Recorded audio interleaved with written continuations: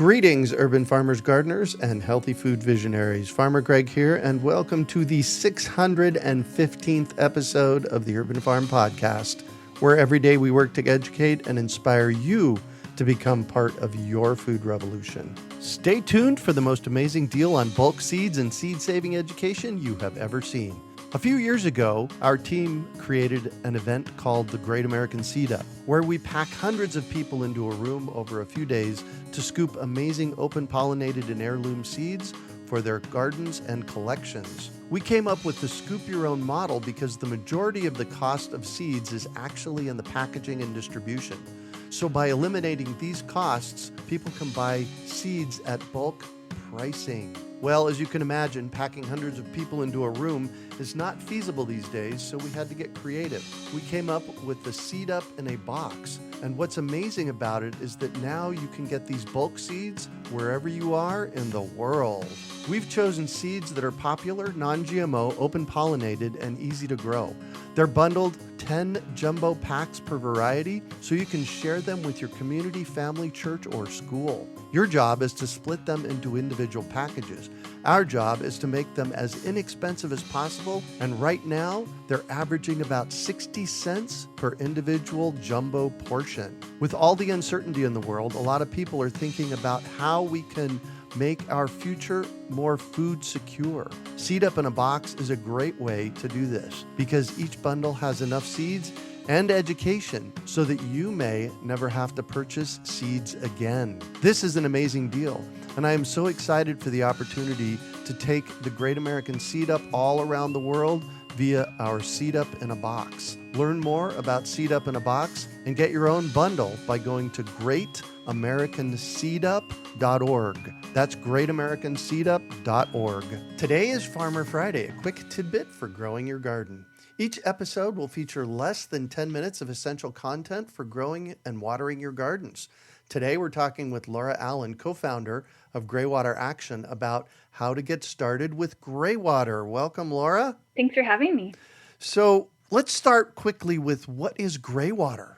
Greywater is water that you use in your home, coming from your washing machine, sinks, or showers. So it's a little bit dirty, but it's clean enough to use for irrigation for your plants. Nice. And is it legal to use Greywater? It is, though it depends on what state you live in. So I should say it depends, but many states it is legal. Yeah. Let's just intend that it's legal in every state and around the world. Yes. So how do we get started with Greywater? Well, the first thing to do is to assess your Greywater sources. Look at what fixtures you have in your home that are producing Greywater. If you happen to have a washing machine, it's the best place to start with a Greywater system because it's really easy to convert a washing machine into a Greywater irrigation system. The machine has a pump in it. It pumps out the water. Usually it's pumping to your sewer or your septic connection. But instead you can reconnect it to we call it a diverter valve. It's a valve where you can send the water either back where it used to go or out to your new irrigation system. So you can tap into it without changing your plumbing at all. And many of the states that allow Greywater allow this system with no permit. There's just basic health and safety guidelines to follow. And so it's a more affordable system. There's usually not very many regulatory barriers with the system, and it works really well. Awesome. And you said sending water back to where it used to go. So that's basically down the sewer, right? Right. So some people have a sewer system connected to their home is connected into a sewer system. Other people are on a septic tank. Right. And what is the value? If you have a sewer system, if this is the Greywater and it's so valuable, why would I want it to go down the sewer? Is there any reason?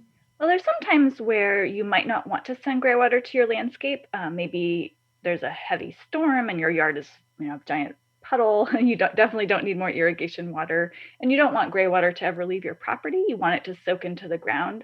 So if there's ever times where the soil is oversaturated, where it's not absorbing water, that would be a time you would not want to send out the water. And there's other times some people wash dirty diapers, or they might need to use bleach on occasion, or kind of things that wouldn't be good to send out to your plants. And those are times when you would turn that valve and redirect the water back to the sewer or septic system. So we call these laundry to landscape systems, right? Yes. And basically what we're doing, and just boil it down, we're taking that laundry water and we're putting it out into the landscape. Where could it go in the landscape? It can go into the soil. So we actually create what's called a mulch basin. So it's full of wood chips. It's like acts like a sponge. It soaks up the gray water and then sinks it down into the soil. So we're feeding the roots of the plant. We're always keeping the water going down underground out of no place for people to contact it. We're not creating puddles or pools or any visible water. It's just soaking into the ground to feed the plants. Awesome. And what kinds of plants can we grow with that? Laundry systems are really good for your larger plants. So starting with your trees, fruit trees are always nice because then you get fruit too. Bushes, shrubs, any of your bigger plants. They are suitable too for your larger annuals, though I encourage people to start with the biggest plant you have that needs irrigation and then kind of work your way down. And people usually run out of water before they have enough to water the whole landscape. Right? Especially if you're watering fruit trees. Yeah, for sure. And how are these systems installed? Well, if you're familiar with like a drip irrigation system, Mm-hmm. the laundry to landscape is similar to it, though everything is bigger. The tubing is bigger, the outlets are bigger. It's designed to avoid clogging because Mm-hmm. the gray water has linted dirt and debris in it, and we want to have that flow unobstructed out into the landscape, and then it will flow, through our bigger pipes, out our bigger outlets, into the wood chips, which is our filter in the landscape. It's filtered by these wood chips, which are also acting like our sponge and soaking up that water, and then the gray water, filtered gray water, soaks down into the soil. Nice. And it's that woody mulch sponge that helps clean the water, right? It does, yeah. Excellent. And here at the Urban Farm, we actually have two kinds of systems. One system is where we're actually replumbing the house. So why don't you tell us about those kinds of systems that you have to do plumbing that goes from inside to out? Yeah, so there's many ways to do gray water. I said to start with your washing machine if you have one because it's the easiest for many reasons. But then there's showers, baths, sinks. These are other great sources of gray water.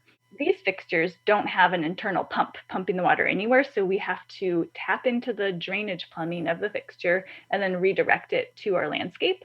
It can be quite simple. For example, if you have an outdoor sink, maybe you have like a vegetable wash sink in your garden, or maybe an outdoor shower if you live in a warm climate, those are great fixtures to use for gray water because the water's already outside, so it's really easy to get it to plants. But if you have a conventional home that's built, it has plumbing, your shower water flows down the drain and then out to your sewer or septic. To tap into that water, you have to go below the fixture. So you need to have access, like a crawl space or maybe a basement. At this point, some people find out, oh, my home is built slab on grade and all my pipes are buried in cement, so Mm-hmm. I'm not really able to access this water. So sometimes you might find that out. And then, that's okay. There's other sources. But if you do have a crawl space and you can access the pipes, you need to be able to put in a diverter valve. So it's the same concept. You put a valve that allows you to control the flow of water, either back to where it used to go or out to your new gray water irrigation system. And in some situations, you can flow out to your landscape by gravity, which is always the best. Gravity doesn't break, it doesn't require any energy, any inputs, it just flows out by gravity. And you can build a passive gravity flow system out to your landscape. Sometimes you find out, well, I don't have enough gravity to get out to where my plants are, I need another pump. And so then you have a small tank called a surge tank. It just collects the water temporarily and then it all gets pumped out into your landscape. Awesome. So you kind of touched on the second kind of system that we have, and that's where we actually moved our facilities outside. So you can replumb your house or you can put a outdoor shower in place, right? Definitely. And what other kinds of outdoor systems can we have like that? Some people actually find that, going back to that washing machine system, that their location of their machine is really not very well suited. Mm-hmm. And if you live in the right climate, you can put your washing machine outside, even in a little shed or some type of shelter. Outdoor showers are great. Any warm summer climates are great for outdoor fixtures. Outdoor sinks are really handy. I guess that's about all I've seen outdoors. Sink showers, outdoor tubs. Sometimes people have like a soaking tub Ooh, outside that drains out. that could be nice. So how did you get into this whole gray water thing? Well, I got into it. This is, many years ago. I got a water bill as a renter. I lived in a group house. I'd recently graduated from college, and my housemates and I looked at our water bill, and it was the first time we'd ever gotten one, actually, because before our landlords had always paid them. Uh-huh. And we were like analyzing this, like, how can we possibly be using so much water? What's going on? We just started a garden. So that was a big, we thought, well, our garden must be using a lot of that water. And so that presented the question to us, like, well, can't we do something different? And why not? Why can't we just redirect some of our water outside? We conceptually had heard about gray water, and some of us, had, seen systems in the past, and we knew more or less the concept. And so we decided, we have the concept, we're going to try it out. And so we did. We got our shower water outside with a very awful gray water system. Looking back on it, it's kind of comical, but it worked. And Right. It was exciting. And we decided, well, that was, we did it. Now let's make it better. Awesome. And tell me about your 2 books. So I have 2 how-to books designed to help people go through this process of designing and installing gray water systems. The first one is called The Water-Wise Home. So it teaches you about gray water as well as rainwater harvesting and waterless toilets.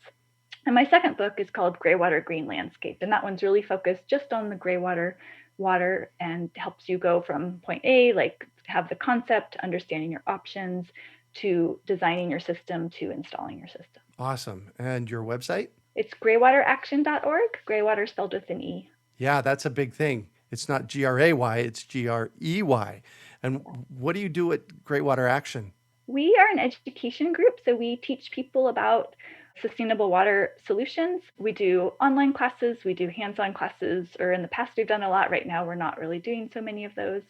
But yeah, we share information with people. We also have multilingual resources. We have Spanish language resources and Mandarin. And Mandarin? Yeah. Wow. Congratulations. That's cool. Yeah, we worked with a water agency in Southern California that had a large Mandarin-speaking population really interested in gray water. So they supported us to translate our presentations and materials. So we did several workshops in Mandarin. Excellent. And how can people find out about you and your website? You can go to www.greywateraction.org.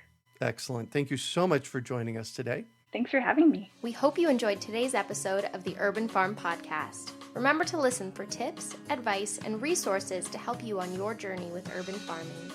You can find us on the web at urbanfarm.org or send us an email to podcast@urbanfarm.org.